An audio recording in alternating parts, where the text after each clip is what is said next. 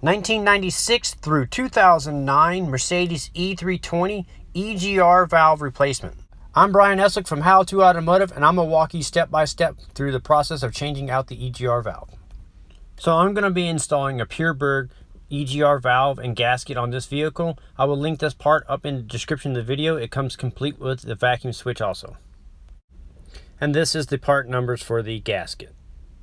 To get started, we're going to pull the top engine cover off by lifting up in the corners here and here. You just lift straight up, and you're going to do the same thing in the back of the cover here. Lift straight up and up. Then you can set the cover aside for now. Now we need to remove this air snorkel here. To do that, I like to start at the mass airflow sensor and unclip it right here and here.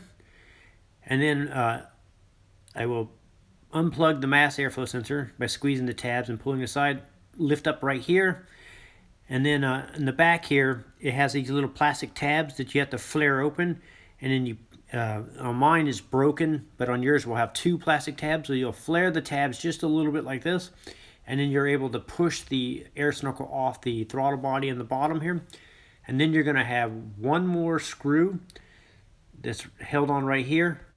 So you're going to need an E8 female torque socket like this. And I use a little semi-wobble extension here to get down to the bolt. And go ahead and extract that bolt. So once you get the bolt removed, there's going to be one more vent line on the side of the air boot here.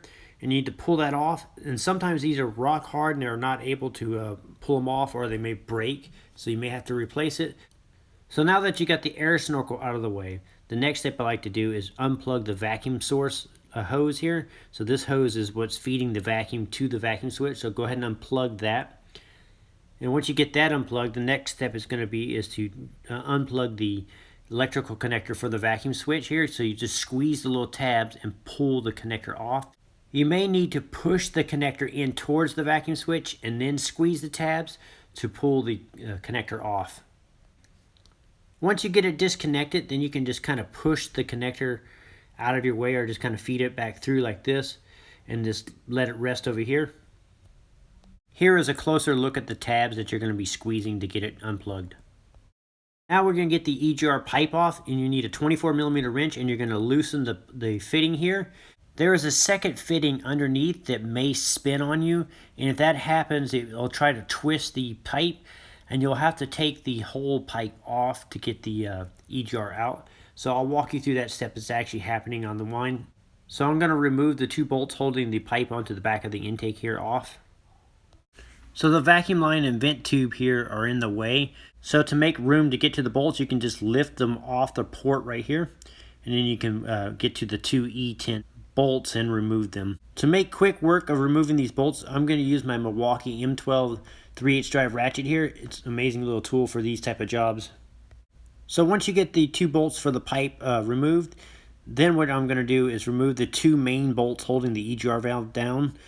So I'm going to use an E12 female torque socket like this one. So the bolt further back is really easy to get to. It's just a straight shot. But the second bolt is underneath the fuel rail here, and the fuel injector connector is kind of in the way, so you need to unplug it by squeezing the injector. It's the same type of squeeze tabs as the vacuum switch that we removed earlier. So you go unplug the fuel injector, then you can use a semi-wobble socket, and then you can get that right down on there, and go ahead and loosen that bolt up. To make quick work of it, I'm going to use my M12 here. I'll be sure to link this up and any other tools that I think will help you on this job in the description, so look for it there. So once you get the two bolts off the EGR, now you can lift the EGR up a little bit and twist the pipe into a position where we can put a wrench on the bottom fitting. To get it into a better position, you're going to put a wrench on the bottom fitting here and then loosen the top fitting. So we're going to use a 22mm on the bottom and a 24mm wrench on the top, and you're going to loosen the top fitting and support the lower fitting from spinning. Once you get the pipe unbolted, you're able to just twist it off the EGR and pull the EGR out. Now what I like to do is clean up the port where the EGR valve was mounted onto the manifold. So I spray carb spray onto a rag and wipe off any of the debris. And then I go ahead and reinstall the new gasket down like that. Just set it on top. Then we'll need to take one vacuum line off the old EGR valve and transfer it over to the new one. This is the vacuum supply line. Now we can go ahead and take the new EGR valve and place it into position and start the 2 bolts. I like to start both of these bolts by hand and make sure that you line up the gasket when you install these. And then I just run them down until they're snug. And then I'm going to tighten them up by hand. So I just run them down till they're snug and I tighten them up about a quarter turn more. You're just crushing that little metal washer, and that's all you need to do. So after that, you can go ahead and plug in the fuel injector back in. Make sure that's plugged in. You should hear a little click when it's plugged in, and you want to give it a little tug to make sure it's not going to pop back off. Then you can go ahead and plug in the vacuum switch. Same thing here, you'll hear a little click, and you want to give it a little pull to make sure it doesn't pop back off. Now you can plug the little vacuum line in back into the manifold. This is the vacuum supply for the vacuum switch in the EGR valve. So we make sure to get that plugged back in. So now we're ready to reposition the EGR tube here. And sometimes this tube is known to plug up with carbon, so you may need to blow air through it or carb spray and clean this tube out. And then once you get that cleaned out, or if you determine that it's in good shape, you can go ahead and put it in position and start the threads. I leave it loose until all the fasteners are started. And once I got them all started and snugged up, then I'll tighten all 3 of the bolts down, starting with the 24mm nut here, and then I'll go up to the 2 E10 bolts and tighten those up next. Now you can go ahead and take the 2 vent lines and the vacuum line here and put it back over the port that it went on. So you're going to make sure it's lined up with these 2 ports and then push it straight down. If these vent lines are hard, you may want to replace them.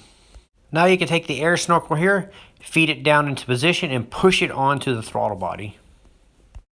On the top of the Air Snorkel here is these 2 little plastic clips that need to mount onto the tabs on the manifold here.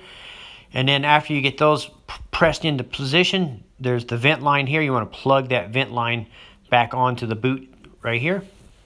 So you'll want to take your time to make sure that the boot is secure over the throttle body and everything is plugged in. After that, you can go ahead and take this little portion of it. It just mounts on these little tabs, and you just push it down until it locks into place. And you can put the mass airflow clip back on, and then you can take the one screw here and re-secure it onto the valve cover. And then after that, we can install the top engine cover and just line everything up and push it down, straight down like this until it locks into place on all 4 corners. So I will link up a video in the description on how to diagnose the EGR valve on these 320s.